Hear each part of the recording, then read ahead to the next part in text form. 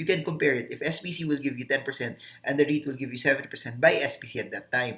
But if SPC stock goes up, meaning the yield will be lower if you'll buy it at a future date, and then suddenly SPC will give you 6%, then this REIT will give you 7.5%. Then go for the REIT that will give you a higher yield. So if the reason why I'm saying that is if your context is mas importante sa iyo higher dividend yield, at the time that you have the cash, at the time that you have the money to be able to buy and invest for that REIT, just compare.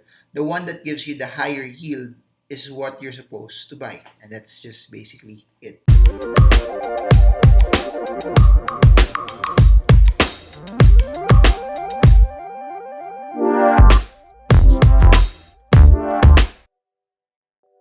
Hey guys, so we're back again for another Ask Marvin session. But for this edition, I just want to focus primarily on REITs because you guys sent so many questions about it. And it's very understandable since REITs, this is something that's basically new. This is something that we have not encountered in the Philippines. But as what I've said in the previous videos, REITs, this is something that has been existing in other countries already, but since this is new to all of us, or this is new for the broad majority of Filipinos, I'm making a lot of video, I'm making a lot of content to help you guys so you can weave through this as possible. And what I'm gonna do is, I have my phone right here, but you're gonna see the graphic also come out while I'm reading the questions, but I'm answering the questions that you guys sent out via social media. First question, Sharina. Does REIT work like an IPO? Like the listings po ba, will it be available sa mga stockbrokers? Yes, similar to an IPO, it will be available. You can buy, you can subscribe to it first before it goes into the stock exchange. So there will be a set price, there will be a set number of shares, and for those who will get a portion of it, you will own the shares, but the only time it gets tradable again when it gets listed. Please remember, REITs, it's you buying a stock, but you are buying a derivative that you are getting a portion of the dividends or of the recurring earnings of that property. Next, DRA, REG. Does vacancy rates affect the annual yield of REITs? Of course, 90% of the earnings from the rent will be given out in form of dividends. Meaning, if there's a large vacancy, it will affect income. As it affects income, the dividends also will be lower. That's why similar also to investing in stocks, you need to know, how is this company making money? You need to investigate. Is this in an area where there's a lot of foot traffic if it's a commercial space? Is this in an area where the tenants will be there for a very, very long time? I'm giving you these principles now because it's not just going to be Ayala, it's not just going to be Double Dragon. I believe there will be a lot more REITs that will come out in the future, especially if the first few REITs would be something that's successful. So real estate is basically supply and demand also, meaning if you are in an area where there's a large demand, most likely property prices wouldn't just go up. Malaking chance na wala siyang bakante. But if you are it's in an area where there is a lot of supply versus the amount of people that want to lease, then there's a probability that rental prices would go down, and there's also a large probability that there might be days or months or a stretched period of time that there might not be a lot of people renting, which actually means that the rental rates or the rental income would be also lower. Vacancy rates massively will affect the dividends that will be given out. Please remember, yield is predicated on, number one, the dividends released, but above and beyond that, the price that you buy. So it's still the same as you buying a condo, meaning you buy a condo at 10 million versus someone who buys it at 9 million. The one who bought it at 9 million will have a higher yield than the one that bought it at 10. So please don't just be sensitive about the income. Please don't just be sensitive about the amount of dividends that will be given out. You also have to be sensitive about the price that you buy it. At the end of the day, that's why it's buy low, because if you buy it low, you get a higher yield. I hope you got that. I hope you guys are learning also. I hope this is something that's helping you. If you're learning, comment, I'm learning. By the way, My name is Marvin Germo. I'm a stock market trader, investor. I've been investing in the market for more than a decade now, and I create daily videos because the heart and the goal of this channel is just to give you as much information as possible so you can win, so you can trade the markets with confidence, so that wherever you are in the world, you're a Filipino in the Philippines or you're a Filipino overseas, you get enough information to help you weave through the markets. And if you're new to this, appreciate it if you can subscribe, smash that bell so you get updated every time I come up with new content about investing and the markets. Next question. Same person, Dr. Reg.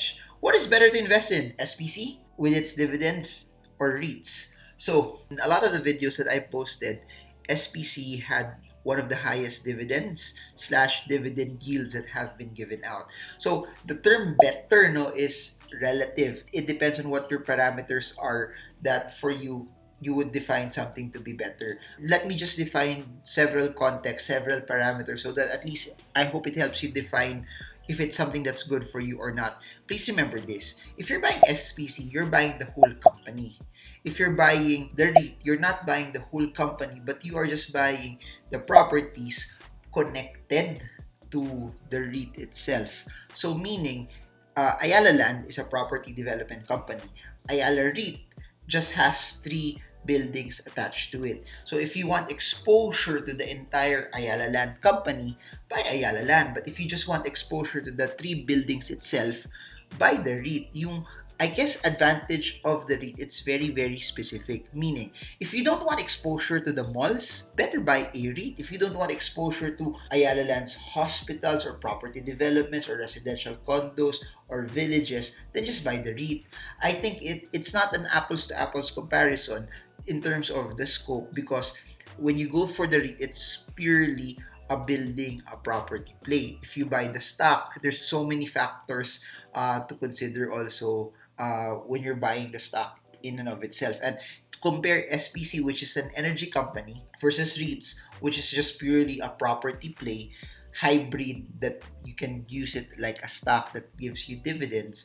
The only comparison that you can put in is in terms of the dividends, the yield. But then again, yield is already connected to how skilled you are. Meaning, when you see SPC hit a certain price, knowing that this will be the dividend, you buy it there. This gives you the yield. In the same way, whatever REIT that you're buying, if the yield is also dependent on the price that you buy it, ganito pwede mong gawin. For example, SPC. At this point in time, if you buy it here, given that this is the dividend, and this is the dividend yield that you get, buy SPC if it's higher than the REIT that you plan to buy. So you can compare it. If SPC will give you 10% and the REIT will give you 70%, buy SPC at that time. But if SPC stock goes up, meaning the yield will be lower if you'll buy it at a future date, and then suddenly SPC will give you 6%, then this REIT will give you 7.5%. Then go for the REIT that will give you a higher yield. So if the reason why I'm saying that is if your context is mas importante sa iyo higher dividend yield, at the time that you have the cash, at the time that you have the money to be able to buy and invest for that REIT, just compare.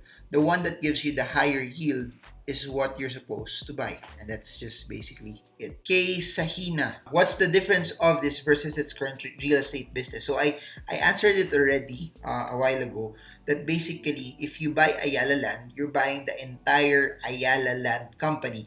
Amaya, Avida, Alveo, Ayala Land Premier, and all of the other subsidiaries under that company, under the entire Ayala Land umbrella. If you're buying the A-REIT, you're just buying 3 specific buildings, and as part of the previous video that I posted, they're adding a 4th one. So that's just basically it.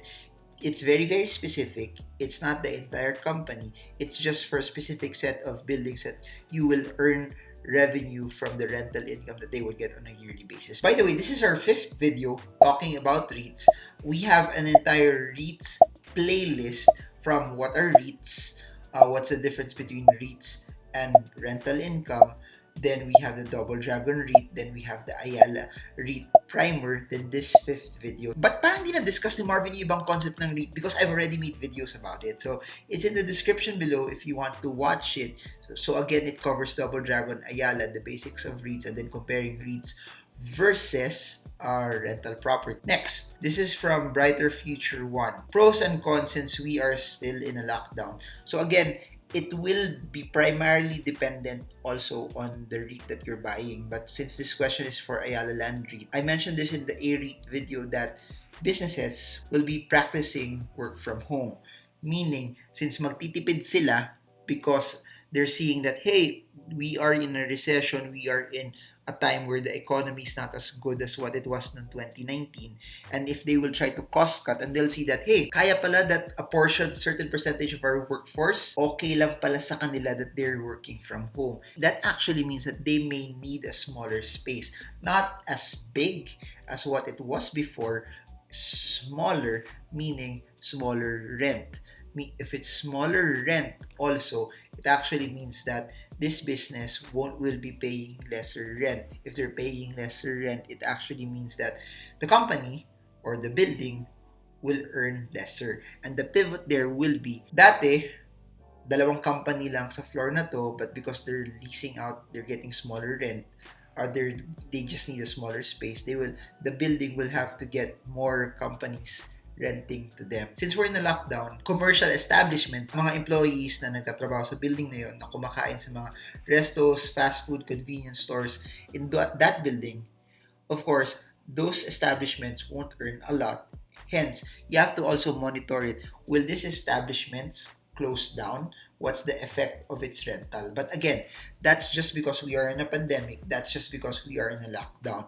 That's for 2020. But please remember, similar to the videos that I've mentioned, lockdowns won't be forever. Recessions are not forever. Meaning, I would always say this all the time, it's not a question whether a recession will happen. It's a question of when. In the same way, it's not a question whether a recovery will happen. It's also a question of when. So that's why I want to tell you that since everything will recover, since we can see that the economy will recover, ngayon lang yan. Dadating din yung time, are you investing for now or are you investing that later on things will get better? Next question, Calvin Sobrano. What would be the advantages of buying a REIT instead of Ali? Same question, so I'm not gonna answer this anymore, but I just wanted to acknowledge you, Calvin Soberano, for sending in this question. So by the way, for those who would like to answer or would like to ask questions, I normally make polls like this in Instagram, or at least the Instagram Ask Me Question function. So you can just put it there. So you can also subscribe or follow me in Instagram. Parang awan nyo na, wala nagsusubscribe sa akin doon kasi wala, hindi ako gwapo eh. So feeling ko, pag Instagram, pag hindi good looking, medyo hirap. Atam Gentiles. Okay, the question is how to check fundamentals. Same thing, since this will be listed, meaning it will just be like a normal stock, information would be transparent. Information on the financials would be transparent. The earnings, ano yung traffic, vacancy, will all be written, would all be listed. So, similar treatment to a listed company where everything is in detail, where everything that's so important and pertinent to you making the right decision on the company would be there. So, you could look at the corporation itself, you could look at your broker, or you could look at the PSE for more details about it. But that's why I like capital markets. That's why I love the stock market, because advantage na is all of the details that you would need for you to be able to decide kung maganda yung company na yun based on your parameters should be listed. So the fundamentals will be available wherever you want to see it. But the best place for you to try it, Google, type it down, and then it's gonna come out. But if you're having a hard time with Google, PSE, broker, and then the company. Next, these are from Facebook. Gary Calv. Volatile kaya to like normal IPOs? Not all IPOs are volatile. It's just that if you're new to the market, Merimart was volatile because it was a small IPO. Altus, which is not an IPO, which is a listing by way of introduction, was just volatile also because there was no ceiling. There's no ceiling for listing by way of introduction. Of course, in the IPO date, there will be large amounts of volume there. And that's what I'm sure of. In my experience, what I've mentioned in the previous videos, I am invested in REITs, but not in the Philippines. I'm invested in REITs outside the Philippines because that's where REITs are more developed already. There's been REITs already in other countries. Particularly in the US, Singapore, Australia. The REITs that I've bought there, I did not buy during the listing. I bought them already from the open market. So this is my first time also to experience and monitor and watch and update you guys for a listing in the Philippines with regards to REITs. Fredelin Aguinaldo, I wonder kung mas maganda ba ito than property or buying a property yourself and managing it. Any insight? The pros and cons of that is basically this. Kung nabakante yung condo mo, zero ka. If you buy REITs and then the building may nawalang isang tenant, hindi ka zero because there's still a large amount of people renting out or paying rental for that particular building. I think that's one advantage because there's a large portfolio, gives you instant diversification as compared to just buying one. Number two, advantage of buying a REIT is the capital requirements are smaller. For buying your own property, for sure, it will take millions. That's one. If you buy a REIT, very, very small amount, similar to buying a stock. I think that's the advantage of buying a REIT versus buying a property itself that you will manage. Number three, since a REIT is like a stock, it's very liquid. You can sell it anytime. Imagine this, buying a condo, it would take months before you find a buyer and a particular buyer for the condo that you are selling. And that's the difference. And as compared to this, since it's like a normal stock, you buy it today, you can sell it tomorrow. You buy it today, you can sell it in the next few minutes. Possible yun. Number four, since yun nga, it's liquid, you don't have to take the time. Hindi siya hassle to look for the buyer and the seller. Since the capital is not so big when you buy REITs as compared to buying your own property, di mo kailangan mag-loan. Meaning you're not paying the bank for any interest. Meaning you can just scale it up as you have more money. Since it's treated like a stock, taxes, paperwork, documentation, wala. You just have to trade it via your online broker. So meaning, wala nang documentation, wala nang stamps, wala nang notaryo, wala nang higher taxes. It's treated like a normal stock. I guess this is naman the pitfall of it. Since nasa stock market siya, may volatility, may chance that it could go lower. As compared to the property, buying the physical property, wala siyang ganun. Then si Wilson Cow is asking, can I make a comparison between DD and Ali na REIT? So if you guys want that, I'll make a video about that. Put it in the comment section if you want DD versus Ali. David Cristobal, will this have a positive or negative effect on Ali's stock? What I do know, and I mentioned this already in the previous video, is that Ali will be selling shares. As Ali is selling shares, they will be getting cash. So Ali will be getting billions off of this, which will add to their balance sheet, which they could use also for future expansion. Will it reflect on the stock price immediately? I'm not sure because the stock price again is predicated by supply and demand. If it adds to its balance sheet but the stock price will not move, that's beyond our control already. We can't control how the market would appreciate or depreciate a certain stock. We don't know how the market will react, but what I do know is Ayala will get a significant cash based on this. I hope you guys got a lot from this. I hope this is something that's helpful for all of you. I hope that since we're talking and stepping into a new normal, not just in terms of the economy, but also in an asset class, I hope that you guys got enough insight from all of this. And by the way, in the next video, I'm gonna compare, a lot of people ask this question, and we're gonna compare Double Dragon, REIT, versus Hotel 101. So people think it's the same concept, but it's actually not. And we're just gonna drill down on that. We're gonna double down on that, and we're gonna talk more about that also in the next video. If that's something that's interesting for you, aside from DD versus Ali, comment Hotel 101 versus DD REIT. If you guys learned a lot, appreciate it if you could hit the like button, put a comment if you have questions or comments off of this, and we're gonna make videos on top of that. And I'd appreciate it if you could share this to your friends. Since this is an asset that's a bit new to a lot of people, we just want to educate as much people on this as possible. And I have 5 books. They're in the description below. You can click them. They're available via Shopee.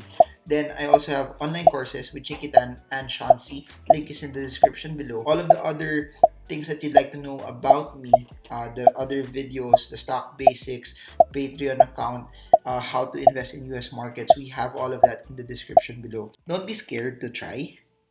This may be something new, but I keep telling this to a lot of people that the biggest regret that you will have when you get older are not the mistakes that you've made, but rather the things that you wished you could have done should have done, but because you got so scared, you did not do it. And a lot of people, especially when things are new, get scared. Ako, I'd rather fail trying than not failing but not have the experience of knowing it at all. And guys, life is too short. Life is too short. If there's one thing that this coronavirus slash pandemic slash lockdown has taught us, don't waste your years. Don't waste your years doing things that you don't like.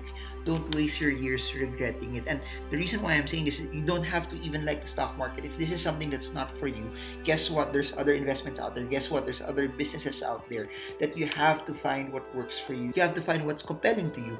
And I just hope the videos that I create help speed up the learning curve. You can always learn it on your own. You can always try it on your own. But I just want to share my ideas. I just want to share my take on it. I just want to share my precepts for it so that what took me a longer amount of time will take you faster. And it's better to learn from the experiences of others. It's better to learn from the mistakes of others. It's better to learn from the ideas of others because it will make things faster for you. And yun lang, I just want to devote the best days of my life just educating as much people as possible. I just want to dedicate and put in all of this hustle, all of this hard work as a way for me to also give back. And so interesting because YouTube is a source where anyone can get into without paying for anything. It's, I really believe, a free source for people, and I really believe this is one way for me to change the status quo, change the narrative that if you go through social media right now, there's so much negativity, there's so much people fighting each other, there's a lot of people trying to bring people down, but that's not what this channel is for. This channel is to uplift the lives of every person that has a dream. That this channel is here, it exists to show you that there's still hope, to show you that you can, wherever you are, whatever your income level is, that you can get out of it, you can pull yourself up, and you can be financially free. And I really believe that investing, aside from hustling, saving is one of the best ways for you to do it. So that's it for now. This is Marvin Germo. I hope this video helps you. Trade well, trade strong, trade smart. See you all again soon, guys, and God bless you all.